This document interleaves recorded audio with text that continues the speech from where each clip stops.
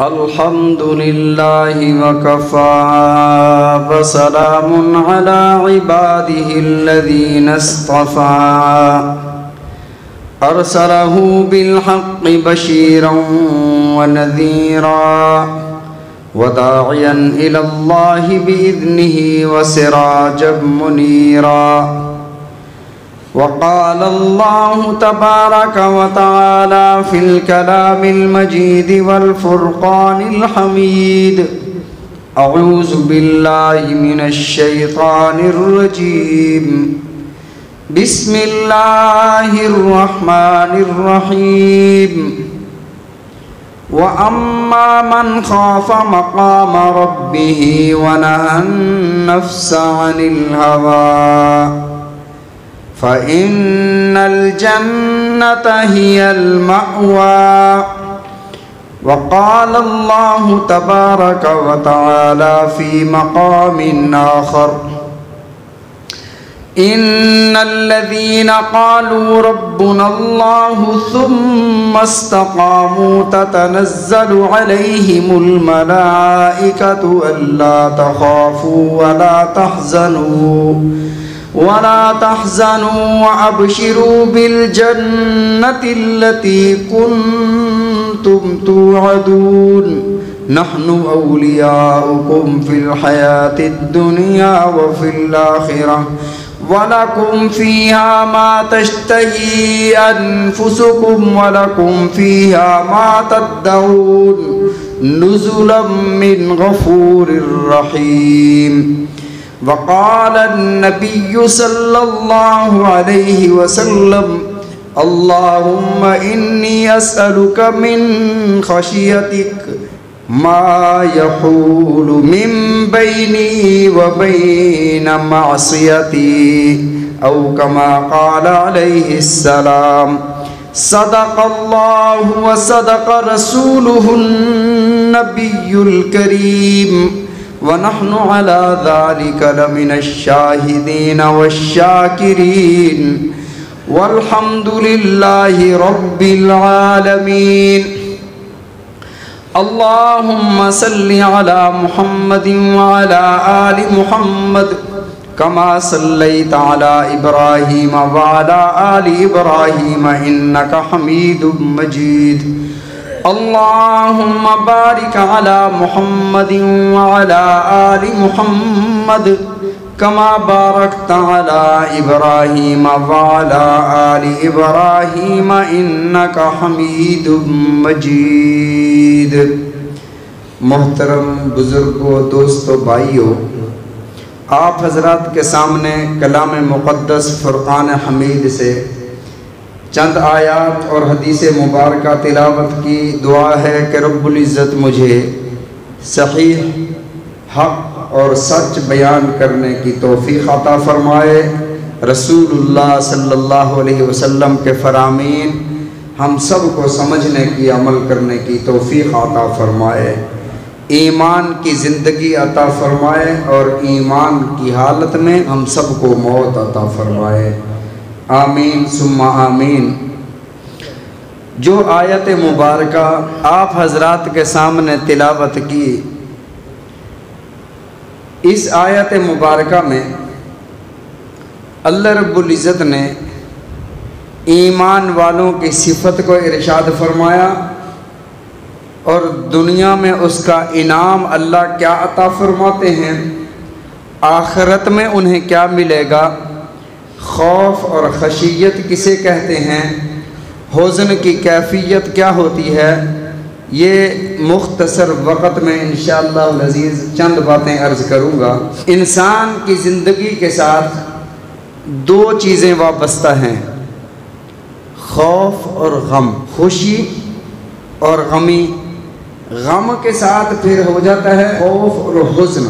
خوف کہا جاتا ہے اس مصیبت سے ڈرنا جو آنے والی ہو، کسی مصیبت کے آنے کا ڈر دل میں آ جانا، یہ خوف ہے. اور جب خدا نخواستہ کوئی مصیبت یا کوئی نقصان ہو جائے اور اس پر اس مصیبت کے آ جانے کے بعد دل میں جو ملال ہوتا ہے، جو دکھ ہوتا ہے، جو رنج ہوتا ہے، اسے حزن کہا جاتا ہے۔ نقصان ہوا نہیں، اندیشہ ہے کہ ہو نہ جائے، یہ خوف ہے۔ نقصان ہو گیا، اس پر جو دکھ اور رنج آیا، اس کو حزن کہا جاتا ہے۔ اللہ رب العزت نے ارشاد فرمایا کہ مومن کی شان یہ ہے، ان الذین قالوا ربنا اللہ، بے شک یہ لوگ جب کہہ دیتے ہیں کہ ہمارا رب اللہ ہے، کیونکہ اللہ کو جب یہ رب مان لیتے ہیں، رب کسے کہتے ہیں؟ جو آہستہ آہستہ کسی چیز کو پروان چڑھائے، یہ صرف اللہ کی شان ہے۔ بیج ہوتا ہے، اس میں سے پودے کو آہستہ آہستہ پروان چڑھاتا ہے، اسی لیے اسے رب کہتے ہیں۔ چھوٹا سا بچہ ہوتا ہے، بچے سے پہلے کیا ہوتا ہے؟ فرمایا ثم خلقنا النطفۃ علقۃ، پانی کا قطرہ تھا، نطفہ تھا، نطفۃ علقۃ، رحم مادر میں گیا، علاقہ بنا، لوتھڑا بن گیا۔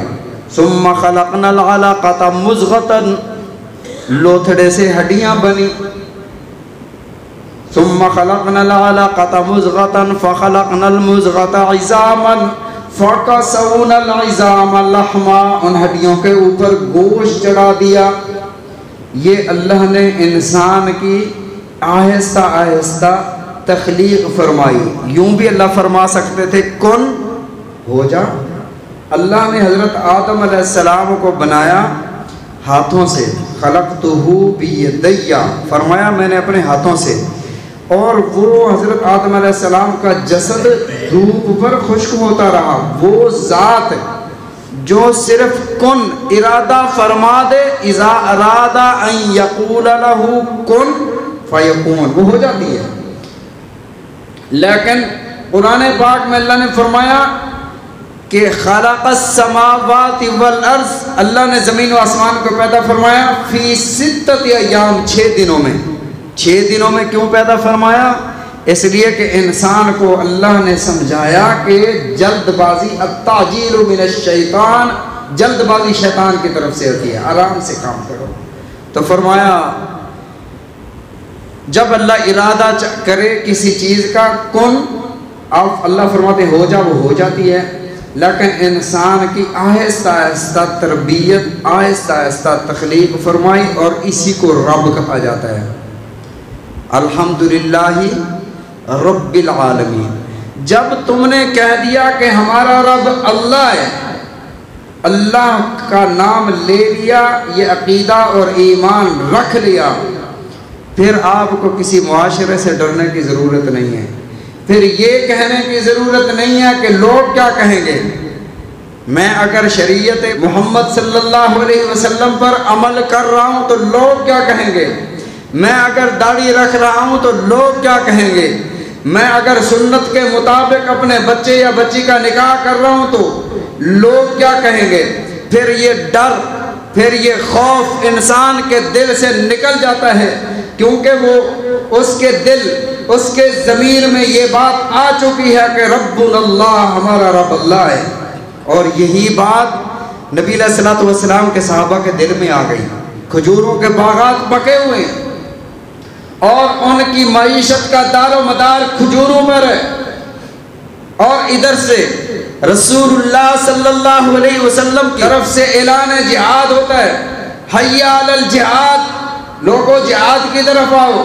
تلواریں اٹھاتے ہیں، نکل پڑتے ہیں، جوتا پاؤں میں موجود ہے نہیں ہے، کرتا بدن پر ہے یا نہیں ہے، یہاں سے نکل پڑتے ہیں۔ پیچھے یہ معیشت کو نہیں دیکھتے کہ ہمارے کھجوروں کے باغات گل جائیں گے، ان کی رکھوالی کرنے والا کوئی نہیں ہوگا۔ فرمایا ربنا اللہ، جب ہم نے کہہ دیا پھر ہمیں ضرورت نہیں ہے ان اسباب کی طرف دیکھنے کی۔ پھر ایسا ہوا، پھر کائنات نے ایک منظر دیکھا، رسول اللہ صلی اللہ علیہ وسلم نے ارشاد فرمایا کہ میرے حنظلہ کو بلاؤ، دیکھو میرا حنظلہ کہاں ہے۔ تلاش کیا جا رہا ہے، اس غزوہ میں حنظلہ نہیں ملتے، نہ وہ زخمیوں میں ہیں نہ وہ شہیدوں میں ہیں۔ اور زندوں میں وہ نظر نہیں آتے۔ صحابہ تلاش کر کر کے رسول اللہ صلی اللہ علیہ وسلم کی خدمت میں حاضر ہوئے، یا رسول اللہ حنظلہ تو ملے نہیں ہیں۔ آپ نے فرمایا کہ پریشان نہ ہو، میں نگاہ نبوت سے دیکھ رہا ہوں، حنظلہ کو آسمان پہ اللہ کے نورانی فرشتے غسل دے رہے ہیں، اور شہید ہوئے۔ ماجرا پوچھا گیا تو رسول اللہ صلی اللہ علیہ وسلم کو ان کی بیوی نے خبر دی، یا رسول اللہ رات شادی ہوئی، پہلی رات تھی، اس رات میں حنظلہ میرے ساتھ سوئے، غسل واجب ہوا، ادھر سے آپ کی طرف سے حی علی الجہاد کا حکم ہوا۔ حنظلہ نے غسل کا انتظار نہ کیا، تلوار اٹھائی، آپ کے حکم پر لبیک کہتے ہوئے میدان جہاد میں کود گئے، شہادت ہو گئی۔ شہید کو غسل نہیں دیا جاتا، اللہ کو یہ گوارا نہ ہوا کہ حنظلہ حالت جنابت میں اللہ کی بارگاہ میں آئے۔ شہید کو تو مسلمانوں نے غسل نہیں دینا تھا، اللہ نے فرشتوں کو حکم فرمایا، جاؤ میرے فرشتوں، جس بندے نے اپنے بچوں کو نہیں دیکھا، اپنی ایک رات کی نکاح شدہ بیوی کو نہیں دیکھا، جس نے اپنی بوڑھی اماں کو نہیں دیکھا، جس نے اپنے قریبی رشتہ داروں کو نہیں دیکھا، دیکھا کس کو ہے؟ دیکھا صرف رسول اللہ صلی اللہ علیہ وسلم کے حکم کو ہے، سنا صرف اس نے یہ ہے جس نے کہہ دیا میرا رب اللہ ہے۔ وہ پھر کود پڑا ہے تلوار لے کر، اس نے غسل کا انتظار نہیں کیا کہ میں تھوڑی دیر غسل کر لیتا ہوں، جب تک یہ مجاہدین یہاں سے نکلیں گے میں ان تک پہنچ جاؤں گا۔ آپ کے اعلان پر تلوار لے کر نکلے ہیں، اللہ نے اپنے نورانی فرشتوں کو حکم فرمایا۔ اللہ اپنے حبیب صلی اللہ علیہ وسلم کو بھی فرما سکتے تھے کہ حنظلہ کو غسل دیا جائے، لیکن اللہ نے رسول اللہ صلی اللہ علیہ وسلم کو حکم نہیں ارشاد فرمایا۔ اللہ نے اپنے نورانی فرشتوں کو حکم دیا، فرشتوں میرے حنظلہ کو زمین پر بھی غسل نہیں دینا، میرے حنظلہ کو زمین کے پانی سے بھی غسل نہیں دینا، اسے آسمانوں پر لانا ہے، جنت کے پانی سے غسل دینا ہے۔ حجابات اللہ نے ہٹا دیے، رسول اللہ صلی اللہ علیہ وسلم نے ارشاد فرمایا، میں نگاہ نبوت سے دیکھ رہا ہوں کہ اللہ کے نورانی فرشتے میرے حنظلہ کو غسل دے رہے ہیں۔ تو جب انہوں نے کہہ دیا، یہ اللہ نے تعریف فرمائی، ان الذین قالوا ربنا اللہ ثم استقاموا، جب وہ کہہ دیتے ہیں کہ ہمارا رب اللہ ہے، اس پر ڈٹ جاتے ہیں، پھر برادری کا خیال نہیں، پھر اپنی عزت کا خیال نہیں، پھر اپنی ناک اونچی رکھنے کا خیال نہیں۔ آج کل ہم اللہ کے لیے کام کم کرتے ہیں، ہم برادری کے لیے لوگوں کے لیے زیادہ کرتے ہیں۔ مثلا نماز جنازہ پر آپ دیکھ لیں، نماز جنازہ پر زیادہ لوگ ہوتے ہیں یا فجر کی نماز پر زیادہ لوگ ہوتے ہیں؟ حالانکہ نماز جنازہ فرض کفایہ ہے، فجر کی نماز فرض عین ہے، فرض عین پر تھوڑے لوگ ہوتے ہیں، فرض کفایہ پر زیادہ لوگ ہوتے ہیں، اور کوشش یہ ہوتی ہے کہ میں اپنا منہ دکھا کر جاؤں۔ نبی علیہ الصلوۃ والسلام نے ارشاد فرمایا، اذا صلیتم علی المیت فاخلصوا له الدعاء، جب تم میت پر نماز جنازہ پڑھو اس کے لیے دعائے مغفرت کرو، فاخلصوا له الدعاء، اس کے لیے اخلاص کے ساتھ دعا کرو۔ اب برادری کے لیے نہیں، اب ناک رکھنے کے لیے نہیں، اب وہ بھی بیچارہ مہربانی مہربانی کہہ رہا ہوتا ہے کہ مہربانی بھی آپ جنازے پہ آئے ہو، مہربانی کوئی نہیں ہے، اس نے اپنا فرض ادا کیا ہے، اور ہم یہ لوگوں کے لیے کر رہے ہوتے ہیں۔ تو اللہ نے ارشاد فرمایا، مومن کی شان یہ ہے، جسے آپ مومن کہتے ہو، جسے آپ ایمان والا کہتے ہو، فرمایا ان الذین قالوا ربنا اللہ، جب وہ کہہ دیتا ہے کہ ہمارا رب اللہ ہے، پھر وہ کٹ بھی جائے پھر وہ ہٹتا نہیں ہے، پھر وہ اپنے عقیدے پر مضبوط رہتا ہے، پھر برادری ناراض ہوتی ہے ہو جائے، لیکن سب سے پہلے اس نے دیکھنا یہ ہے کہ میرا اللہ مجھے کیا کہتا ہے۔ ہم کہتے ہیں کہ شادی پر برادری ناراض نہ ہو جائے، ہماری دکھ اور رنج کی گھڑیوں میں اگر یہ ہم نے رسم و رواج نہ کیے تو ہماری برادری نہ ناراض ہو جائے، لیکن جو مومن ہے وہ یہ دیکھتا ہے کہ کہیں میرا اللہ تو ناراض نہیں ہو رہا۔ یہی اللہ نے فرمایا ان الذین قالوا ربنا اللہ ثم استقاموا تتنزل علیہم الملائکہ۔ ربنا اللہ کہتا ہے پھر اس کے بعد اس پر ڈٹ بھی جاتا ہے، استقامت بھی اختیار کرتا ہے۔ یہ نہیں ہے کہ کبھی ادھر کبھی ادھر، کبھی یوں اور کبھی ایسے، ایسے نہیں، فرمایا ڈٹ بھی جاتا ہے۔ تتنزل علیہم الملائکہ، پھر اللہ آسمانوں سے اس کے لیے فرشتے نازل فرماتے ہیں جو اس کے ہر کام میں اس کے مددگار ہوتے ہیں۔ جب یہ رب کا بن گیا، رب اس کا بن گیا۔ تتنزل علیہم الملائکۃ الا تخافوا ولا تحزنوا، یہاں دو خوشخبریاں دی جا رہی ہیں ایسے بندے کو جو ڈٹا ہوا ہے، رب کہہ دیا، رب کو رب مانا اور اللہ کے احکامات میں سے کسی حکم سے پیچھے نہیں ہٹا۔ اب اس کے لیے دو خوشخبریاں۔ پہلی فرمایا اللہ تخافوا ولا تحزنوا، اسے نہ خوف ہوگا۔ خوف کی میں نے تعریف پہلے کر دی تھی کہ کس نقصان کا اندیشہ ہو اسے خوف کہا جاتا ہے، اس بندے کو کبھی خوف نہیں ہوگا۔ اللہ تخافوا ولا تحزنوا، اور کسی بات کا رنج نہیں ہوگا، نقصان ہو جانے کے بعد جو رنج کی کیفیت ہوتی ہے وہ نہیں ہوگی۔ کیا مطلب؟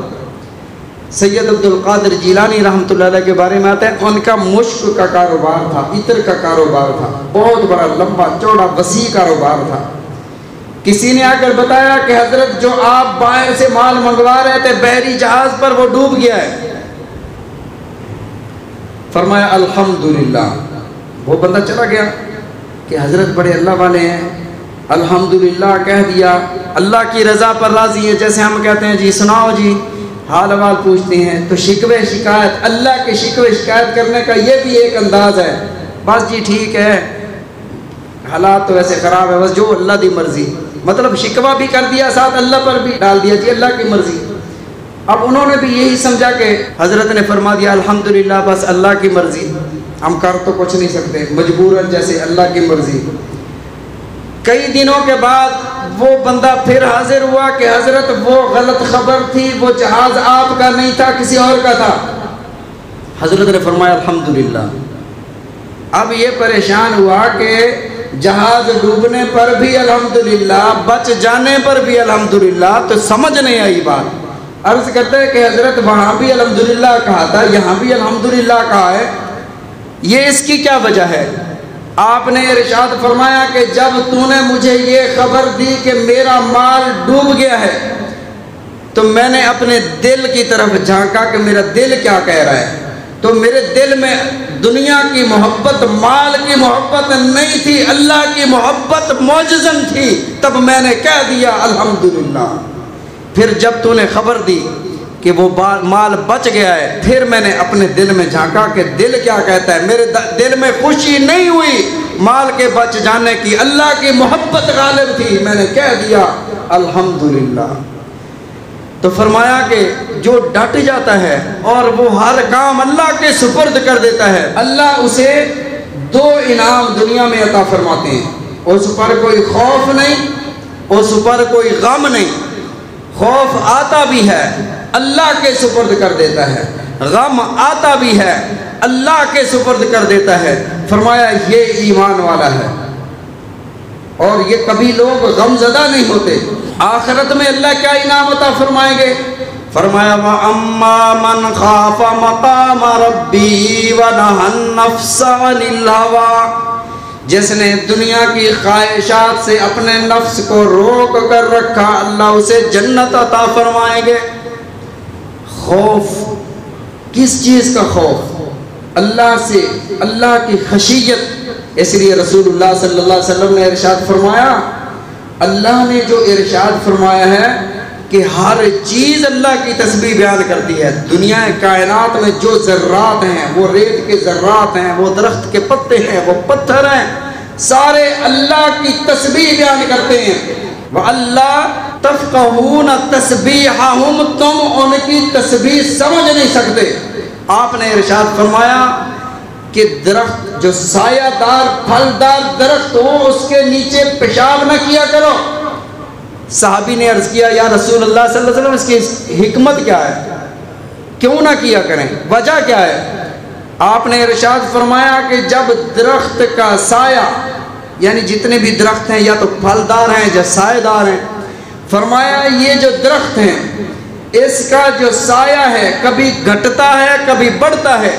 جب اس کا سایہ گھٹ رہا ہوتا ہے کہ اللہ کی بارگاہ میں سر مسجود ہوتا ہے، جب اس کا سایہ بڑھ رہا ہوتا ہے درخت اللہ کی بارگاہ میں سر مسجود ہوتا ہے۔ کائنات کے درختوں نے تو اللہ کو سجدہ کیا، انسان نے رب کے سجدے سے انکار کیا۔ بہت بڑا المیہ ہے کہ کائنات سوئی ہوتی ہے، مؤذن پکار رہا ہوتا ہے حی علی الفلاح حی علی الصلاح، لوگوں نماز کے لیے آؤ، اور اس میں اللہ کا کوئی فائدہ نہیں ہے، تمہارا فائدہ ہے، حی علی الفلاح تمہاری کامیابی ہے۔ اور ہم کہتے ہیں کہ شاید صرف اذان ہو رہی ہے، اذان کے کلمات کی جس بندے کو سمجھ آ گئی اس کی نماز جا ہی نہیں سکتی، اس کی بے قراری اس قدر بڑھ جائے گی کہ وہ سو ہی نہیں سکتا۔ رسول اللہ صلی اللہ علیہ وسلم کی خدمت میں ایک صحابی حاضر ہوئے، یا رسول اللہ رات جب ہوتی ہے کافی دیر کے بعد میرا اونٹ ایسی دردناک آوازیں نکالتا ہے کہ میری نیند اکھڑ جاتی ہے، رات کو میں سو نہیں پاتا ہوں۔ آپ نے فرمایا تو نے دعویٰ کر دیا، مدعا علیہ کو بھی بلاؤ۔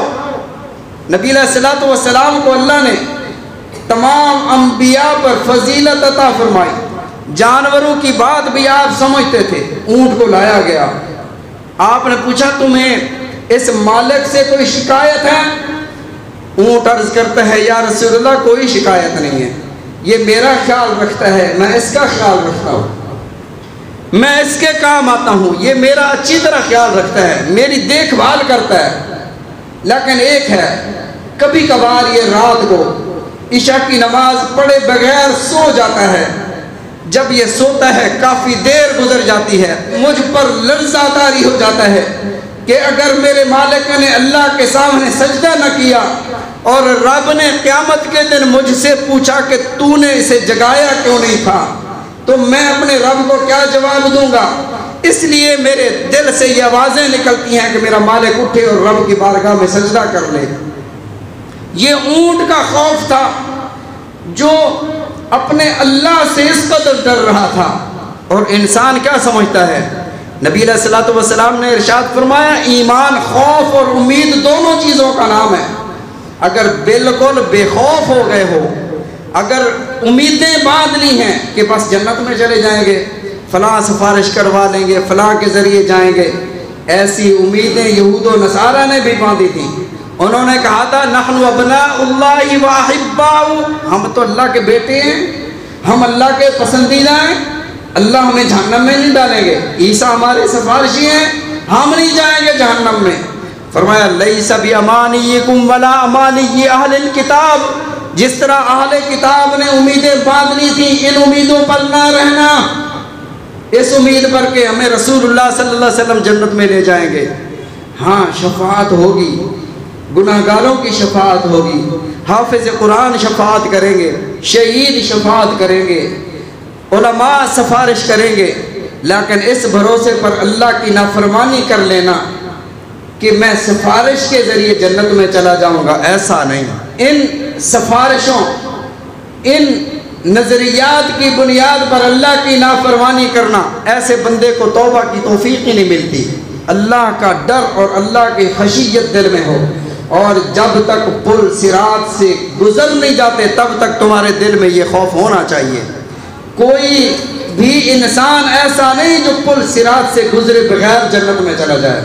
اور اللہ نے قرآن پاک میں ارشاد فرمایا وَإِن مِّنكُمْ، تم میں سے جتنے بھی ہیں، إِلَّا وَارِدُهَا، ہر ایک نے پل صراط سے گزرنا ہے۔ اس گمان میں کوئی نہ رہے کہ پل صراط سے گزرے بغیر جنت میں جاؤ گے۔ فرمایا کچھ ایسے بھی ہوں گے جو اوندے منہ پل صراط سے جہنم میں گر جائیں گے۔ اور اللہ کا خوف میں باقی کیا سناؤں، وقت ہو گیا۔ نبی علیہ الصلوۃ والسلام کی ایک دعا سناتا ہوں۔ حضرت عمر کا خوف کیا تھا، حضرت صدیق اکبر کا اللہ کے سامنے خوف کیا تھا۔ رسول اللہ صلی اللہ علیہ وسلم اللہ کے سامنے یوں دستے دراز عرض کیے ہوئے ہیں، اللہم انی اسألک من خشیتک، اللہ اپنا ڈر مجھے عطا فرما دے، اپنی خشیت مجھے عطا فرما دے۔ اگلا جملہ جو فرمایا، ما یحول بینی و بین معصیتی، جو میرے اور میری معصیت کے درمیان حائل ہو جائے۔ یہ کون ہے؟ یہ وہ نبی رحمت صلی اللہ علیہ وسلم ہیں جو سجدہ فرماتے ہیں، جو اللہ کے سامنے کھڑے ہو کر جب اللہ اکبر فرماتے ہیں، انت عبد اللہ کانک تراہ، وہ ایسے ہے جیسے اللہ کو دیکھ رہے ہیں۔ وہ جو نبی اللہ کو دیکھ کر اللہ کی عبادت کرتا ہو اور وہ یوں رب کے سامنے دعا کر رہے ہوں اور یوں کہہ رہے ہوں، ما عبدناک حق عبادتک، میرے مولا تیری عبادت کا میں حق نہ ادا کر سکا، اللہ میں تیری عبادت کا حق نہ ادا کر سکا، اللہ میں تیری پہچان کا اور تیری معرفت کا حق نہ ادا سکا، جو میں تجھے پہچاننا تھا وہ پہچان نہ سکا۔ یہ کون کہہ رہے ہیں؟ رسول اللہ صلی اللہ علیہ وسلم ارشاد فرما رہے ہیں۔ تو میں اور آپ کیا ہیں؟ میری اور آپ کی عبادت کیا ہے؟ نبی علیہ السلام کے ایک صحابی تھے حضرت حذیفہ صاحب السر رسول اللہ صلی اللہ علیہ وسلم، نبی علیہ السلام کے رازدان تھے۔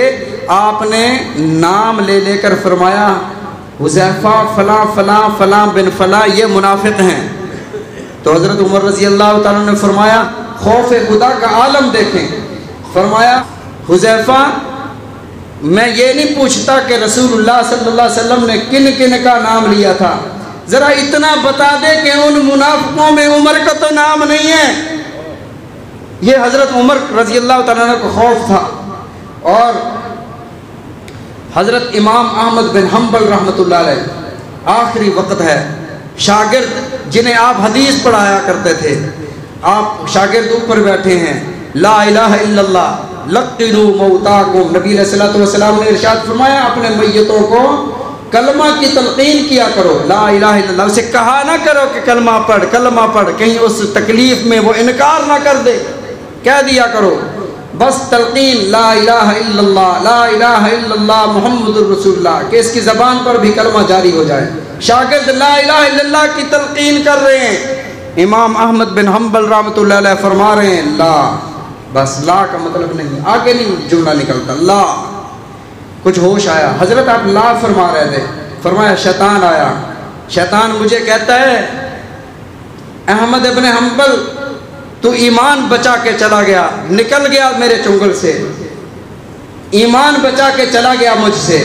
تو فرمایا میں اسے کہہ رہا تھا لا، ابھی نہیں، جب تک میری جان نہیں نکل جاتی تب تک مجھے تجھ سے بے خوف نہیں ہونا چاہیے۔ یہ اللہ کا خوف تھا۔ یہ کون تھے؟ امام احمد بن حنبل رحمۃ اللہ علیہ۔ ان کے استاد امام شافعی رحمۃ اللہ علیہ کو نبی علیہ السلام کی خواب میں زیارت ہوتی ہے۔ وقت ہو گیا، انشاءاللہ العزیز یہ واقعہ کبھی پھر ذکر کریں گے۔ اللہ تعالی ہم سب کو سمجھنے کی، عمل کرنے کی توفیق عطا فرمائے۔ وآخر الدعوانا الحمدللہ رب العالمین۔